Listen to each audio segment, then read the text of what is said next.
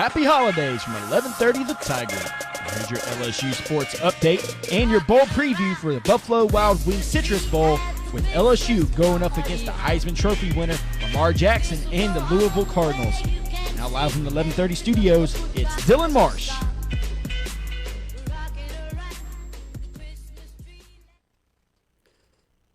All right, welcome to... That scary, producer Zach? Yeah. You all right? Yeah, I'm good. All right, make sure there wasn't a cockroach in there or something. Are you going to say something? You got to come back? No? Was that my line? Oh, okay. All right. So, welcome to the LSU football sports update. And here at 1130 at Tiger and at my new podcast, the Busted Play podcast, Santa's coming early for all you LSU fans or anyone who knows, yes, Zach, you're an LSU fan, but you cannot win what we're giving away. You know Santa. Good job. I'm glad you know Santa. All right. But we're having a contest, two things to give out. First thing is the small prize. We have a LSU koozie, which runs for about $9, which is actually a really nice koozie, two-sided right there. Then also we have a 3-foot by 5-foot LSU flag. Zach, put it up on the TV so the people can see what it looks like. My bad, I forgot. Yeah, good job. I'm sorry. Is this what we pay you for? Don't get paid. Oh, okay. See, you got this flag right here in this bag to give away to y'all. All you have to do to win these things is go to Facebook and like the Busted Play podcast. Like that page, and then the post with this podcast on it, share it, and then comment who you're going to give that flag to, or if you're going to keep it for yourself, what would you do with it? Would you put it in your man cave, put it out in your yard? I don't know, wrap your baby in it when it's born? I don't know. LSU fans, they do stuff just like that all the time. Right, Zach? No. You're an LSU fan, right? Yeah, I am. So you would do that? Absolutely not. Yeah, I think you would. All right, so let's go ahead. And this is a special LSU report, I guess you could say. We're going to preview the Buffalo Wild Wings Citrus Bowl with LSU going up against a Heisman winner, Lamar Jackson. Zach, how do you feel about that? I was worried about it at first, but then you said, when was the last time a running quarterback did good against LSU? And I said Cam Newton, and then you said besides Cam Newton because he's a freak of nature, and I said never. All right, attaboy. Way to sound excited about that. All right. Well, it's just what? Like, I'm a little nervous. You're the no-face wonder. How what? How are you nervous? Well, You're producer Zach. You're right. Yeah. We're gonna win this game. Yeah, okay. You're right. So, all right, that's a prediction from Zach right there. LSU's going to win this ball game. But a couple things I was going to point out to you in this preview. First off, something I've noticed the past 4 games with Louisville as they kind of did not perform as well as they usually do. And one thing is how much they fumble the football. And if you fumble the football against this LSU defense, they will just eat you alive. They basically the purple people eaters again, just like in Minnesota. So right here, Louisville has fumbled the ball 29 times this season and lost the fumble 21. 21 out of 29 times they've lost the fumble. And they've only made their opponents fumble 17 times on the year. That might be pretty good. I don't know. But if yes, they have the Heisman winner Lamar Jackson. Yes, they have a decent running game with Lamar Jackson. But if you go back and look at their rushing stats, they have a 900-yard rusher in their running back Radcliffe. So that's the one thing, if I was LSU and David Randa, what I would pay attention to is definitely the run game, because that's where Lamar Jackson is, especially in going up against LSU, it is the most dangerous, because their passing game I think is going to be perfectly fine. Lamar Jackson's never gone up against a secondary like Tre'Davious White or just anybody of that nature. Zach, LSU fan. Kendall Beckwith is not playing, right? Actually, I don't know. Look it up. I got to figure it out. I didn't check before this for some reason. Yeah, I don't know if he is. With this defense going up against this explosive Louisville offense, and we've seen their toughest test yet was against Alabama, giving up 10 points to Alabama, who was lighting up the scoreboard all year long until they played LSU. He's not. So, okay, Beckwith is out. Yeah. Okay. Well, that's a big loss right there. Beckwith is the leading tackler for the Tigers, but You still But have. he's hurt. He's not choosing not to play. He's hurt. He has a knee injury. No, he's not. He's not Okay, doing I the didn't know. Fournette type thing. Yeah, I know. But who you have to replace him right there is Duke Riley, and Duke Riley, the other linebacker, linebacker. What's that? I said I like Duke Riley. He's been doing pretty good the couple games that I saw him play in. I think He started 11 games. Yeah, I think he's really. I mean, I'm saying like where he did really well in. Yeah. I like him. Is your phone vibrating? Yeah. Okay. Well, the thing about Duke Riley, the old boy out of John Curtis Academy, with him playing this year, no one knew about him until this year, and he's a senior this year, and now I think he's probably a 3rd or 4th round draft pick. This guy is an extreme athlete who could probably play safety in the NFL, and with Duke Riley in the linebacker position, I think the Beckwith loss is not going to hurt them at all against this Cardinals offense. Then you also have Jamal Adams. You have Dante Jackson. Arden Keys is playing, right, Zach? Yeah, come on now. This is your job. When I ask questions, you figure it out. Well, Come on, producer. Attaboy. you said Art and But Keys. let's go ahead, and we're going to keep focusing on the LSU defense, and we're going to talk about the secondary, what I said is going to be Louisville's worst nightmare, especially Lamar Jackson's worst nightmare, and that's the secondary of LSU, who's had 9 interceptions this season, with Lamar Jackson throwing 9 interceptions on the year. And you have Tre'Davious White, Dante Jackson, both having 2 interceptions on the year.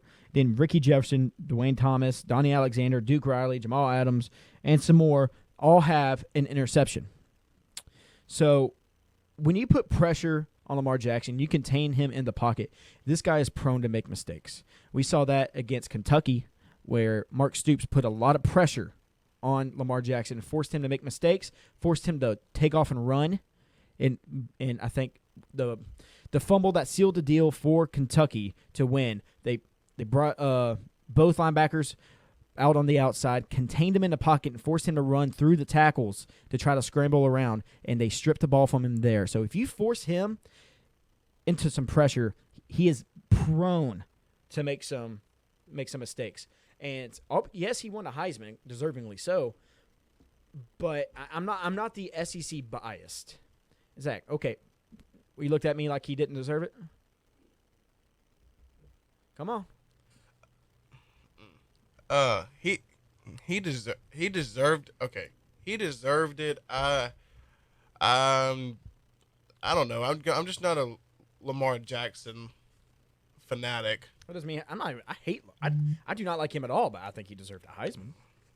I feel like Jabril Peppers or Baker Mayfield should have gotten it. Yeah, I'm an Oklahoma fan. I don't think Baker should have gotten it. He should have won maybe the Maxwell, but no. I feel like, I mean, even Dede, I feel like Dede maybe he's just having a great year. Things happen like that every now and then, you know. I was so hyped up on the 2 Oklahoma guys making it. That's why I was saying they deserved it. Looking back at it, no, because the Heisman's a statistical stat. Yeah, it's supposed to be the most outstanding player. Yeah, you're right. And being the most outstanding player means you have to have the best stats, right? Yeah. But you need to have a game to where you are absolutely flawless. And that game for Lamar Jackson is against Syracuse, the first game of the year. And his Heisman moment, if it was going to be one, is when he hurdled that dude. No, I'm saying if he was going to have one, if he would have beaten Clemson, that would have been his. That would have been his Heisman moment. My bad. I thought I remembered you saying he had a Heisman moment when he hurdled that guy. Oh, no, I don't. Because I think, but that was in the first game of the season. True, fair enough. So Lamar Jackson statistically deserved. But no player this year had a Heisman moment like a Manziel play against Alabama. Yeah. Something amazing that just happens that seems like it's with that guy. Yeah. But let's move on from that. Lamar Jackson, 1,800 yards on the ground as a quarterback, which is insane. 21 rushing touchdowns on the year. Going up against an LSU defense that loves to feast on scrambling quarterbacks. If you have Arden Key and Gacho basically containing him inside the pocket, there's nothing the Cardinals are going to be able to do unless they rely on Ratcliffe to take the pressure off of Lamar Jackson. I don't see Bobby Petrino really trying to do the whole read option against this defense. This defense was one of the best defenses in the country behind Alabama. And we saw that against Alabama. And we saw that against Missouri. We saw that against Arkansas. We saw that basically in every game this year, especially as soon as Orgeron took over. As soon as Orgeron took over, that team immediately jumped from top 20 best defense to easily top 3 defense in the country. And Dave Aranda was the most that was the Christmas gift to LSU this year, is getting him from Wisconsin to come here and then getting him to sign a new contract to where he's one of the most highest paid coordinators in the entire country. And now I think with Matt Canada coming in next year, I think LSU is going to be a true contender for the playoff. I know that makes Zach really happy because it takes a lot for me to say that, but I really do. With all the commits they're getting now because of Matt Canada, it's definitely what they needed on offense, were these recruits to come to LSU and buy into the offensive coordinator, which no one really wanted to come play for Cam Cameron that much. Yes, being an NFL coach is a little bit of a, I guess, a cornerstone to wanting to play for him. But if you want to win in the college level, that's not really going to work. You cannot really run a pro-style offense unless you're Alabama, which they've started to change it up a bit with Jalen Hurts. You cannot run that type of offense in college football and expect to be a national powerhouse. You just can't. It's just, I don't know why. It's just a transition is not. I really don't know why. I can't explain that to you. But let's move on to the LSU offense. Fournette not playing as he's focusing on the NFL draft. Which, Zach, what do you think about that? What do you think about? Sorry, producer Zach. I need to start calling you that more. Producer Zach, what do you think about Fournette skipping this bowl game? It didn't really bother me. I like Darius Geist a lot. I've liked him since last year. I liked him since his freshman year. He didn't. No, it was last year. My bad. Last year was his freshman year. My bad. Yeah, no, I like him. I think he'll be better than Leonard Fournette. I don't know. Leonard Fournette did miss 4 games, and he had almost 1,000 rushing yards. He had 840 something, I think. Yeah, Fournette 873, 8 touchdowns, and 7 games played, 6 games started. Yeah, so he's good, but I don't think it hurts LSU a whole lot, him not playing. Oh no, I don't think so either. So I'm not really worried about it. I'm gonna point out the fact that Louisville's defense is not shabby at all. Let's see right here. I only have their offensive stats for some reason. So let's not talk about that because I don't have their defensive stats.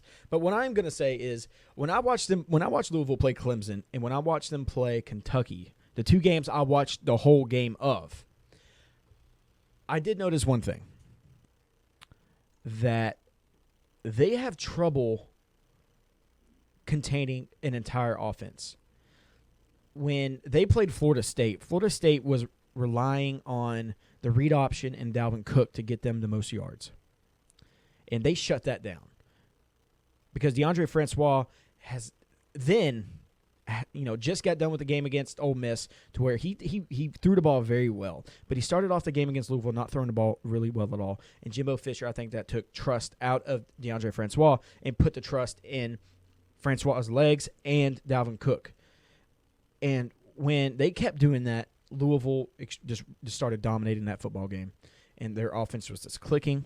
So with this, I think that if Danny Etling continues to play like he has these past couple games, being extremely accurate, with Etling 1,900 yards on the year, 9 touchdowns, and has a 153 efficiency rating, which is very good, 60% completion rating. So I think if he keeps that up, he doesn't even have to have a touchdown pass. I think if both of the games are – both of the pass game and the run game are going very well, I think LSU wins this easily. I'm not going to say it's going to be a blowout because you just cannot say that about a Heisman Trophy winner with the athleticism like Lamar Jackson. But the offense, at least for LSU, I think is going to be fine. I think Darius Geis, as you know, it doesn't matter. I was at the Arkansas game where Geis had over 200 yards in the second half. Geis is unbelievable. He's a sophomore. LSU's having for about at least one more year. A standout guy. I've talked to him. I've interviewed him. Really respectful guy. Yes, sir. No, ma'am. It's just one of those good, one of those good boys. You know what I'm talking about, Zach? I was waiting for you to say yes, sir, and I'd be like, yeah, just like you, but never mind. But with Darius Geis, I feel like he's of what LSU seems like they seem every year. They're always a second-half team. I think Darius Geis is a second-half running back. He always seems to go off in the second half. And I think that's going to be the same thing in this bowl game. The Buffalo Wild Wings situation. I love saying Buffalo Wild Wings because I absolutely love Buffalo Wild Wings. This is no not free advertising. This is not an advertisement, Zach. No one likes me enough to give me an advertisement. If you have an advertisement, come to me. But or you can just go like our Facebook page. Yeah, go like the Facebook page. Win this flag, win this koozie, and then I'll talk about the special thing after New Year's at the end of this. But with Darius, guys, I think he's going to have a huge second half. I think this Louisville defense is not going to be able to withstand the LSU offense all 4 quarters. I think that it's going to be close going in at halftime. I think it's going to have a lot of LSU fans, Louisville fans worried. I think it's going to be a good football game until the second half.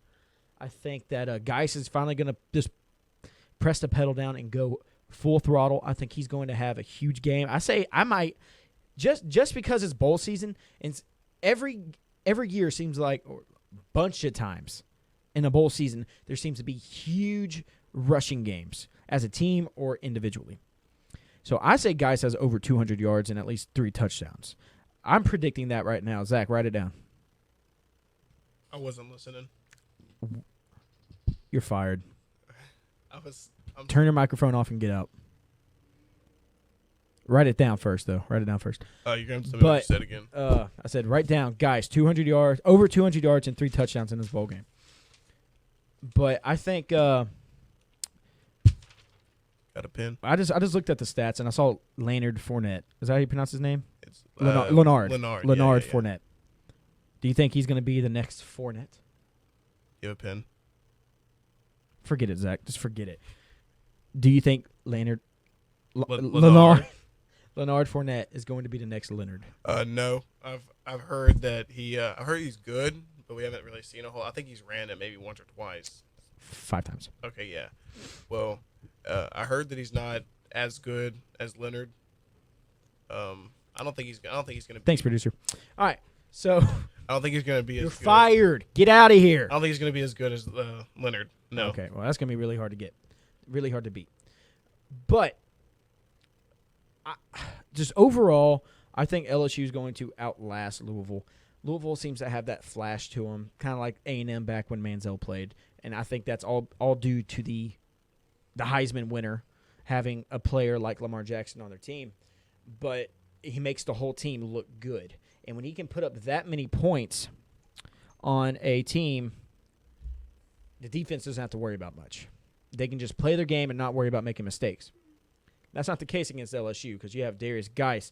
You have even Darrell Williams, who shows that he can be very, very dangerous as he did against Missouri whenever Fournette did not play. But then you also have Malachi Dupree, the most athletic receiver who doesn't seem to do much, I guess you can say. Dupree's got 34 catches, 454 yards, and 3 touchdowns on the year. Then you also have Travin Durrell, the senior, DJ Chark, 3 touchdowns on the year. Durrell has 1. But I think LSU's offense is just going to be too much for the Louisville defense. Louisville defense has only gave up, I think, around 21 points a game. But they haven't faced. I don't think they've gone up against. They've gone up against Dalvin Cook a lot. Dalvin Cook in the third or fourth game of the year. But I don't think their offensive line is as good as the Tigers have. And I think Darius Geis has a huge game. I think he's an X factor. Danny Etling needs to be very accurate to make sure that the run game opens up for the Tigers for this to happen. And I think the Tigers just need to lock down on Lamar Jackson because Louisville really doesn't have anybody else. And he's got a great arm, as we can tell. He has a great arm because his stats, the only thing I told you is passing stats. 3,300 yards, 30 touchdowns, 9 interceptions on the year. He's been sacked 37 times for 252 yards lost, 57% completion rating. So if you put pressure up, but these were games where no one could get pressure on him. So I think if Gacho and if Key plays, I think he's playing. If they can get pressure on him, then I think Tre'Davious White and Jamal Adams will make sure that nothing really happens. I think Deontay Jackson is going to lock him down. I just have a real good feeling about Dave Aranda having a good game plan to go in to face Lamar Jackson. So I'm saying LSU wins. What? Is Matt Canada going to be doing it? No, he's going to finish coaching. He's coaching Pitt's bowl game. I didn't think so. I was just making sure. My prediction is LSU wins, not by a lot, but by a good amount, but not as I think the scoreboard's going to show that it was a blowout, sort of, but it was probably going to be a lot closer. I say LSU about 34. I say Louisville about at least 21-24. I say that, Lamar Jackson's going to have a decent game. He's just not going to be able to explode or go the whole game having a dominating game. So I think this is going to be the game to show if Lamar Jackson is worthy of the Heisman, I guess you could say. If he can go up against a top-tier defense like the Tigers. If he can have a successful game against LSU, then I will sit in front of a camera and say, Lamar Jackson, you deserve the Heisman. Okay. But with that being said, I'm going to sit there and say that he's just not going to do too much. I see he might have 100 yards rushing and about 200 yards passing. Might have a couple of games. But with – what's that? Yeah, okay. The no-face wonder. All right, well, guys, this has been your bowl preview. This has been my thoughts on this game. Don't forget to go and win this flag for wherever you want to use it for. Really nice flag. Actually costs a good amount. And then also this koozie that apparently Zach really likes. Zach, would you like to try to win this koozie? Absolutely not. I have a question. You didn't specify this. What? Does one person win both of those, or do two separate people win? Two separate win. Okay. That was for you guys. Unless one person enters, then I'll give both of them to him. Zach, no, you cannot win. All right, cool. Yeah, so.